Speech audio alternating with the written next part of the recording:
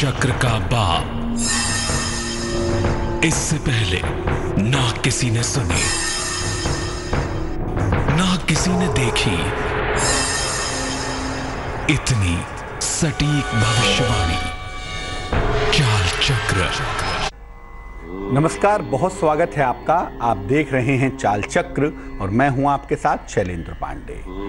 आज एक बहुत पवित्र एकादशी है। एक ऐसी एकादशी है जिसका व्रत रखने से, उपवास करने से या जिस दिन आत्मा से प्रभु का स्मरण करने से सारे पापों का नाश हो जाता है। इसे पाप नाशिनी एकादशी भी कहते हैं और आज बात इसी पाप नाश करने वाली एकादशी की करें। आज क्या खास है, चलिए बताते हैं। चाल चक्र में आज बात पाप नाश की योगिनी एकादशी की। अच्छी सेहत के लिए आज क्या उपाय कर सकते हैं, क्या उपाय करें जिससे आपके पापों का नाश हो। आज के पूजा उपासना की, व्रत उपवास की विधि क्या है, यह भी बताने का प्रयत्न करेंगे। खुलेगा भाग्य का दरवाजा और आप जानेंगे क्या होगा आज का शुभ पहर। तो चलिए कार्यक्रम की शुरुआत करते हैं। सबसे पहले हर रोज की तरह आज का पंचांग। आज तिथि है आषाढ़ कृष्ण पक्ष की एकादशी तिथि। नक्षत्र है अश्विनी नक्षत्र। चंद्रमा मेघस्थ होंगे, मेष राशि में रहेंगे आज। राहुकाल का समय शाम को 3 बजे से तकरीबन 4:30 तक और उत्तर दिशा की तरफ यात्रा करने की आज मनाही होगी। तो बेहतर होगा कि आज उत्तर दिशा की तरफ यात्रा ना करें, लेकिन अगर यात्रा करना जरूरी है, मजबूरी है, तो जरा सा गुड़ खा के और भगवान का स्मरण करके यात्रा करेंगे तो मुश्किल से बचे रहेंगे। सबसे पहले जानते हैं कि योगिनी एकादशी है क्या और इस योगिनी एकादशी का महत्व क्या है। आषाढ़ कृष्ण पक्ष की एकादशी को योगिनी एकादशी कहा जाता है।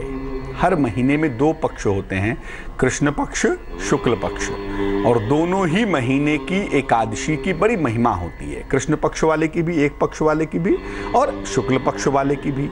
तो आषाढ़ महीने में जो पहला पक्ष है, कृष्ण पक्ष है, उसकी जो एकादशी है उसको योगिनी एकादशी कहा जाता है।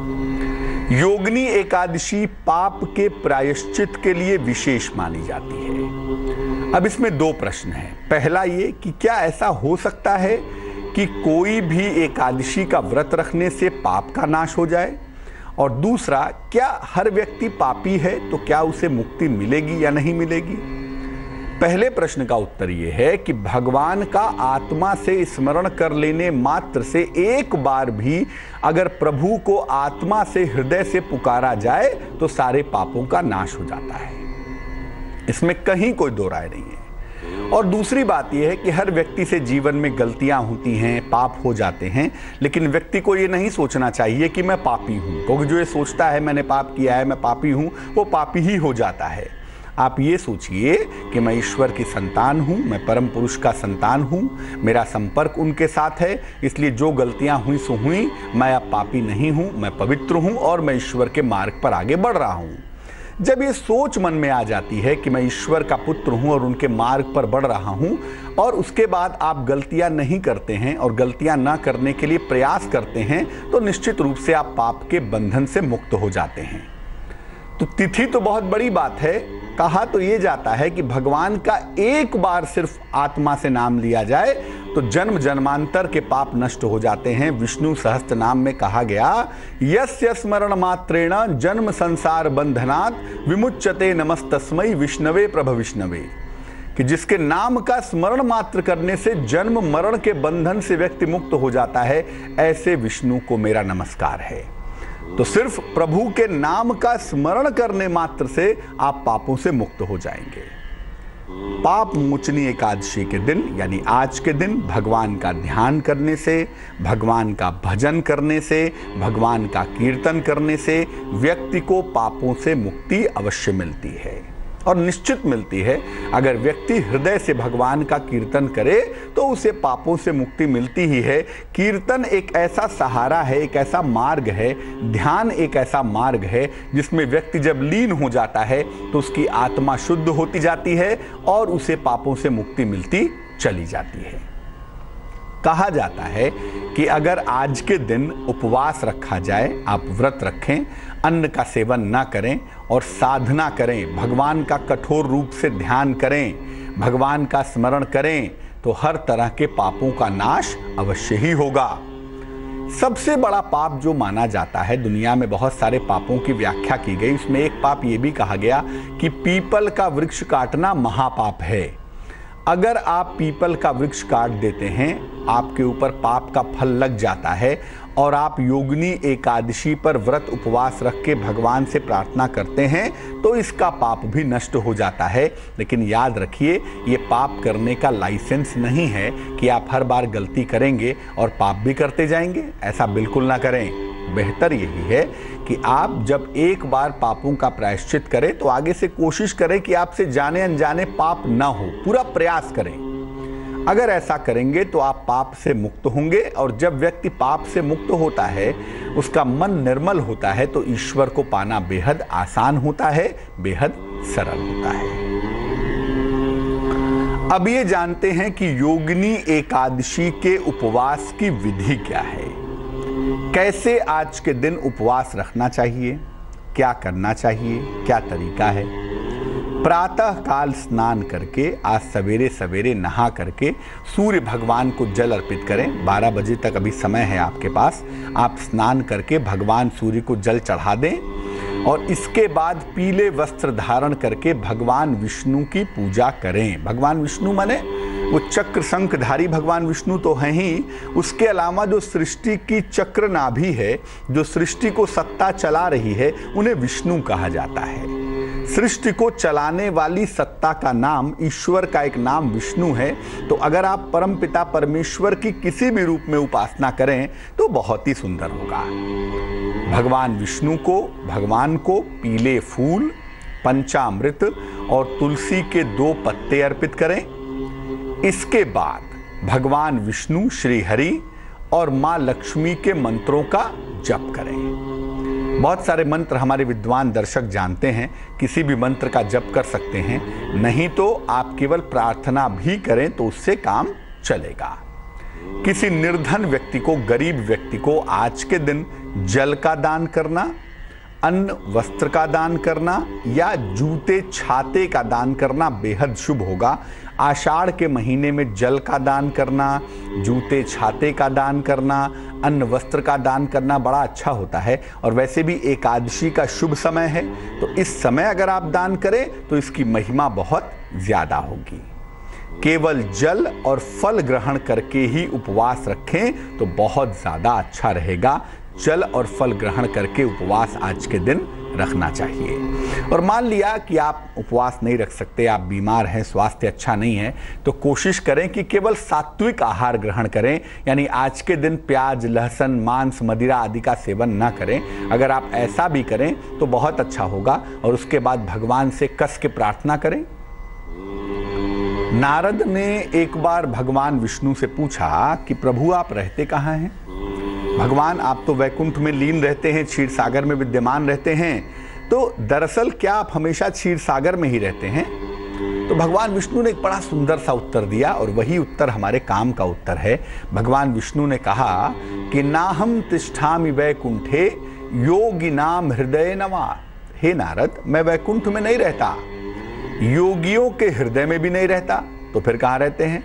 मद भक्ता यत्र गायन्ति, जहां मेरे भक्त मेरा गान करते हैं, भजन करते हैं, कीर्तन करते हैं, प्रार्थना करते हैं, तत्र तिष्ठामि नारदः। हे नारद, मैं वहीं रहता हूं। तो जब भी आप भगवान का भजन करते हैं, भगवान से कीर्तन करते हैं, भगवान की प्रार्थना करते हैं और भगवान में डूबने का प्रयत्न करते हैं, जैसे ही ये प्रयास आप करना शुरू करते हैं, ईश्वर उसी क्षण तत्क्षण वहां उपस्थित हो जाते हैं। इस बात की गारंटी है।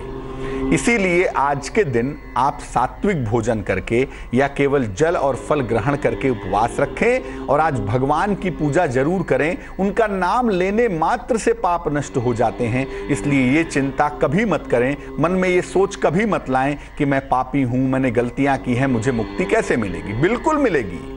भगवान तो हैं ही पापों को हरने वाले, इसीलिए उनको हरि कहा जाता है। तो आज के दिन भगवान की जितनी उपासना की जाए, आपकी गलतियों की क्षमा होगी, आपके पापों का नाश होगा। एकादशी की जो तिथि है वो चंद्रमा की स्थिति की वजह से आपके मन को बहुत जबरदस्त तरीके से प्रभावित करती है। इसीलिए आज के दिन अगर आप अच्छा स्वास्थ्य चाहें तो उसके लिए भी प्रयोग कर सकते हैं, अच्छी मानसिक स्थिति चाहें तो उसके लिए भी प्रयोग कर सकते हैं। अच्छे स्वास्थ्य के लिए और अच्छी मानसिक स्थिति के लिए, यानी मानसिक समस्याओं से मुक्ति प्राप्त करने के लिए आज के दिन आप विशेष उपाय कर सकते हैं। क्या उपाय कर सकते हैं? एकादशी का उपवास रखें और जहां तक संभव हो दिन भर रात भर केवल लिक्विड डाइट लें। चाय पी लें, दूध पी लें, फलों का रस पी लें, ठीक है ना, जूस पी लें, नींबू पानी पी लें, ये आपके लिए बहुत अच्छा होगा। आज केवल लिक्विड डाइट ग्रहण करें। जितना संभव हो भगवान शिव की उपासना करें। देखिए, शिव मन के नियंत्रक देवता हैं। कैसे? शिव के सर पे चंद्रमा क्यों है भाई? चंद्रमा माने मन, और मन को जिसने साध लिया है, अपने कंट्रोल में कर लिया है, चंद्रमा जिसके हिसाब से चल रहा है वो शिव हैं। तो जिसके हिसाब से आपका मन मूव कर रहा है, आपका मन परेशान हो रहा है, आपका मन खुशी है, आपका मन आनंद में है, नहीं है, तो जिसका मन स्थिर हो गया है वो शिव है। तो शिव की कृपा से मन की हर समस्या से मुक्ति पाई जा सकती है। इसलिए जितना संभव हो भगवान शिव की उपासना करें। ये ना सोचें कि एकादशी में केवल विष्णु जी की उपासना होती है। तकनीकी रूप से हर यानी शिव और हरि यानी विष्णु, हर और हरि में कोई अंतर नहीं है। इसीलिए जितना संभव हो भगवान शिव की उपासना करें। नमः शिवाय इस मंत्र का जप करें या शिव शिव शिव शिव इस मंत्र का जप करें तो बहुत अच्छा रहेगा। कम से कम बोले, आज वाणी का इस्तेमाल जरा कम करें और क्रोध बिल्कुल ना करें तो बहुत अच्छा रहेगा। और आज शिव जी की आप दबा करके पूजा करिए, खूब ध्यान करिए। ध्यान करिए कि भगवान शिव आपको आशीर्वाद दे रहे हैं और आप भगवान शिव में लीन हो रहे हैं। आपको शिव नाम के अलावा आज कोई और नाम सूझे नहीं, ऐसी पूजा करके देखिए। मन की हर समस्या, सेहत की हर मुश्किल निश्चित रूप से दूर होगी। अब गलतियां मानव हैं, हम सब मानव हैं, आप भी और मैं भी। हम सबसे गलतियां हो जाती हैं, हम सबसे पाप हो जाते हैं। कभी मन के वशीभूत होकर, कभी जोश में आके। पाप होना बड़ा स्वाभाविक है। जब तक मनुष्य इस शरीर में है तब तक बहुत सारे पाप और गलतियां उससे हो ही जाती हैं, क्योंकि हम मन से चलते हैं ना, हम मानव हैं। तो पाप के प्रायश्चित के लिए क्या करना चाहिए? एकादशी का उपवास रखें आज, जैसा मैंने पहले भी कहा। और अगर उपवास न रख पाए तो कम से कम सात्विक भोजन आज ग्रहण करें। आज प्याज, लहसुन आदि का सेवन ना करें। सुबह और शाम भगवान विष्णु की उपासना करें, श्री हरि की उपासना करें। हरि मतलब होता है हरति पापम इत्यर्थे हरि। जो आपके पापों का हरण कर ले वो हरि है। हरि माने जो आपके पापों को चुरा ले, जो आपके पापों का हरण कर ले वो हरि है। तो भगवान के जिस स्वरूप की आप पूजा करना चाहते हैं वो भी तो हरि ही हैं। उन्हीं की पूजा करें, नहीं तो भगवान विष्णु की पूजा करें। और अगर आपके गुरु हैं तो अपने गुरु की उपासना करें। गजेंद्र मोक्ष का पाठ करना सर्वोत्तम होगा। श्रीमद् भागवत का एक अंश है गजेंद्र मोक्ष। इसका पाठ करना आपके लिए सबसे ज्यादा बढ़िया होगा। इसका पाठ करें, नहीं तो भगवत गीता के 11वें अध्याय का पाठ करें, जिसमें भगवान बताते हैं कि कर्म क्या है, पाप क्या है, पुण्य क्या है, और हर चीज के पीछे जो सत्ता है वो स्वयं भगवान है। यानी ईश्वरो सर्वभूतानां हृदि देशे अर्जुन तिष्ठति भ्राम्यन्ति सर्वभूतानि यंत्र रूढ़ानि माया।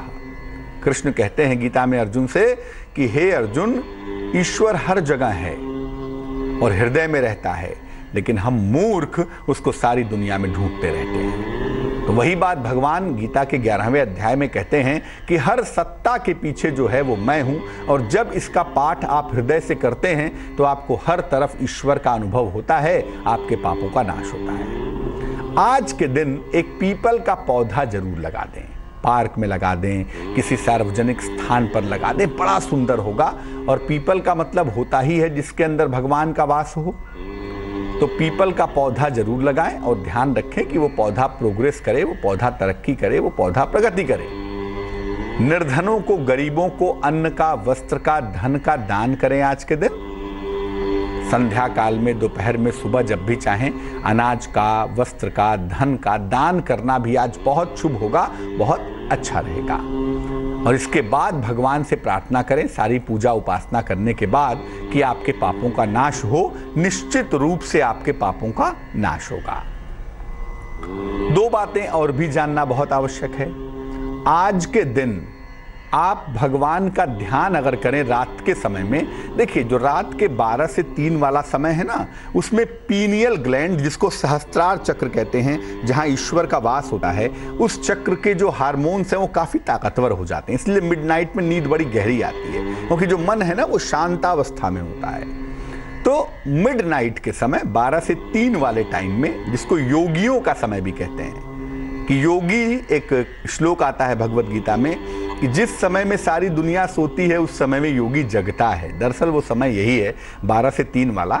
इसलिए 12 से 3 वाले समय में अगर आप गहरा ध्यान करें, भगवान से प्रार्थना करें और खास तौर से कीर्तन भजन करें, तो निश्चित रूप से आपके पापों का नाश होगा। और पापों का ही नाश नहीं होगा, अगर आप गहन ध्यान करके आप भगवान से प्रार्थना करें तो आपकी प्रार्थना भी पूरी होगी। और याद रखिए, दिन भर की सारी पूजा एक तरफ है, दिन भर का सारा ध्यान एक तरफ है, दिन भर की सारी उपासना एक तरफ है। मध्य रात्रि की पूजा, मध्य रात्रि की उपासना, मध्य रात्रि की साधना सर्वाधिक ताकतवर होती है। इस समय साधना, उपासना, पूजा या ध्यान जरूर करना चाहिए।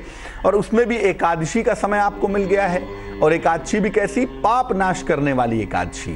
तो रात में स्नान आदि करके भगवान का गहन ध्यान करें, गहन चिंतन करें, प्रभु को पुकारें, प्रार्थना करें, उनके नाम में, उनके नाम के मंत्र का जप करें, उनका कीर्तन करें और फिर प्रार्थना करें कि आपको पापों से मुक्ति मिले। तो आपको पापों से मुक्ति अवश्य मिलेगी। और याद रखिए, हर धर्म कहता है, हर आचार्य कहते हैं, हर गुरु कहते हैं कि कभी ये नहीं सोचना चाहिए कि मैं पापी हूं।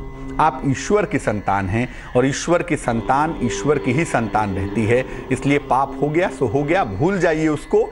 जिस क्षण आप ये सोच लेते हैं कि मैं अब पाप नहीं करूंगा, मुझसे जो गलतियां हुई, मैं ईश्वर की संतान हूं, मैं अब पाप बिल्कुल नहीं करूंगा, पूरा प्रयास करूंगा, उसी क्षण से आप ईश्वर की संतान हो जाते हैं और आपके पापों का नाश हो जाता है। तो हम में से किसी को कभी ये नहीं सोचना चाहिए कि मैं पापी हूं, मुझे ईश्वर दर्शन नहीं देंगे या ईश्वर मुझे इंतजार करवाएंगे, कब आएंगे, नहीं आएंगे।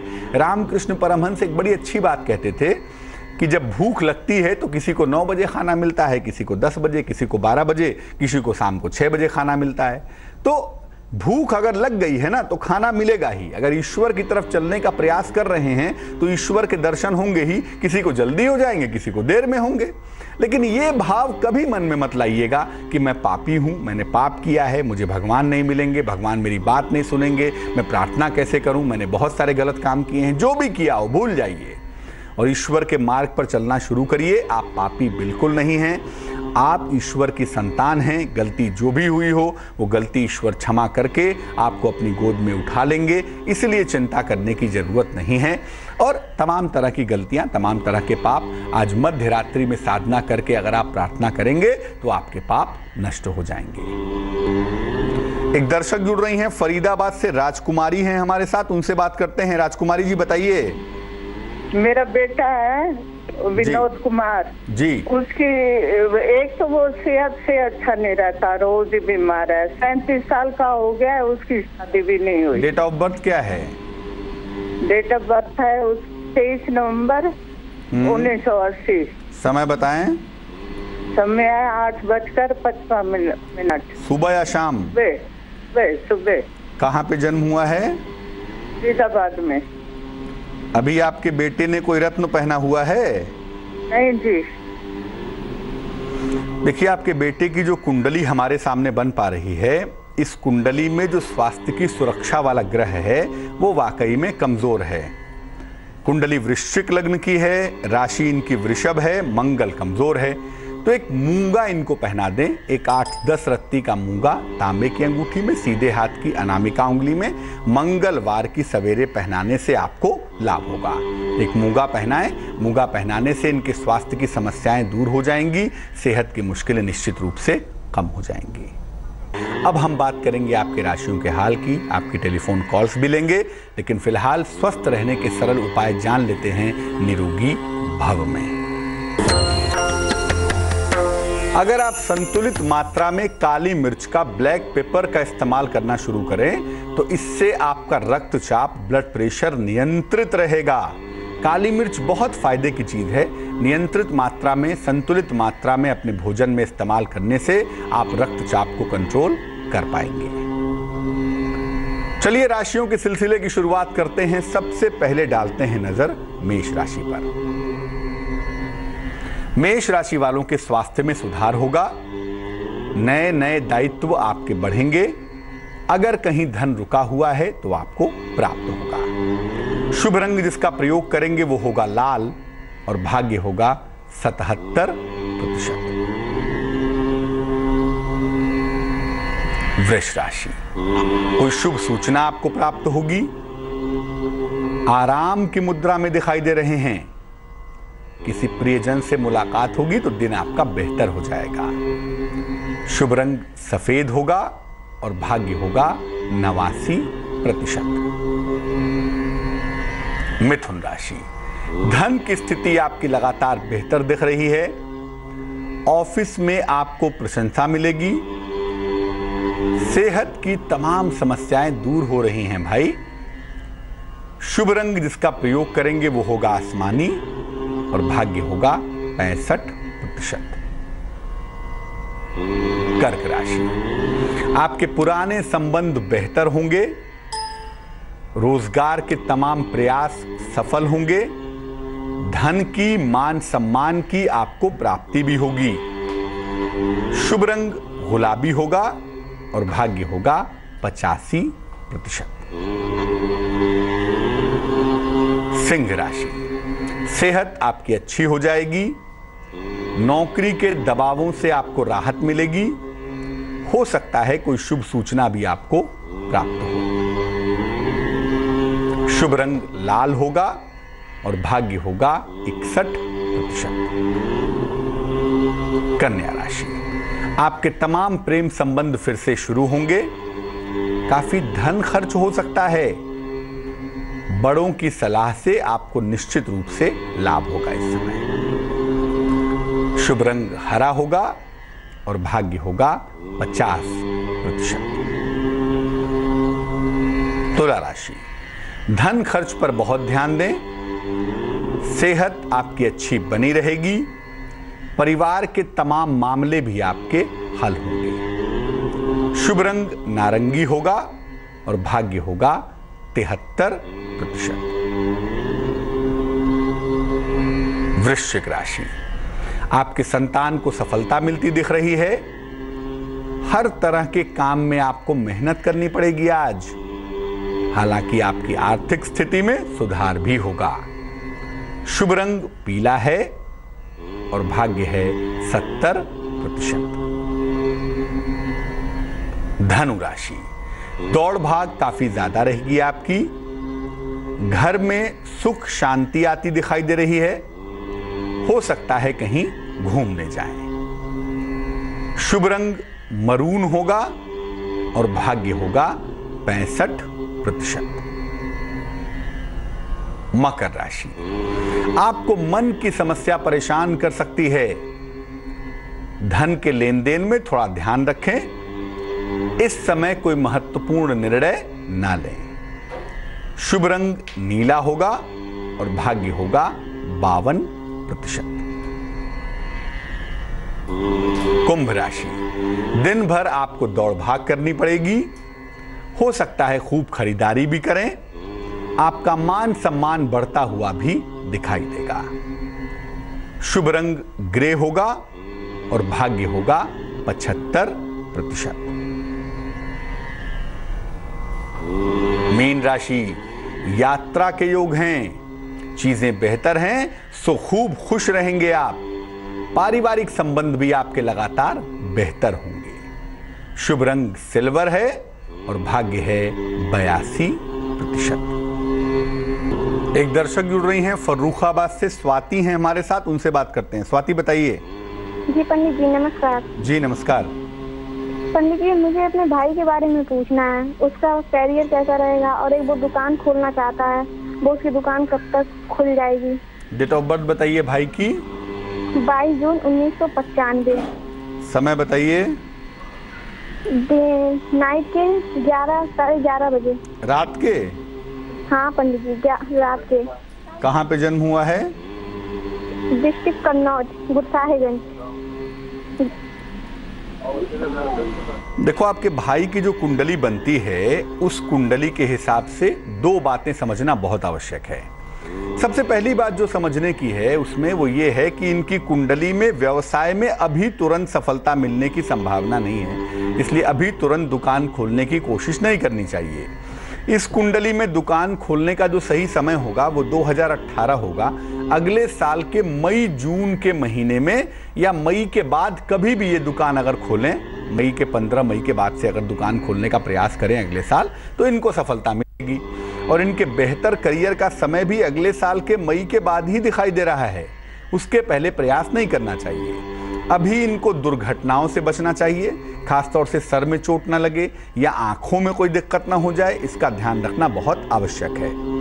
आपके भाई का करियर और जीवन बहुत अच्छा है और 2018 से जो आने वाला वक्त है उसमें काफी सफलता मिलती हुई भी दिखाई दे रही है।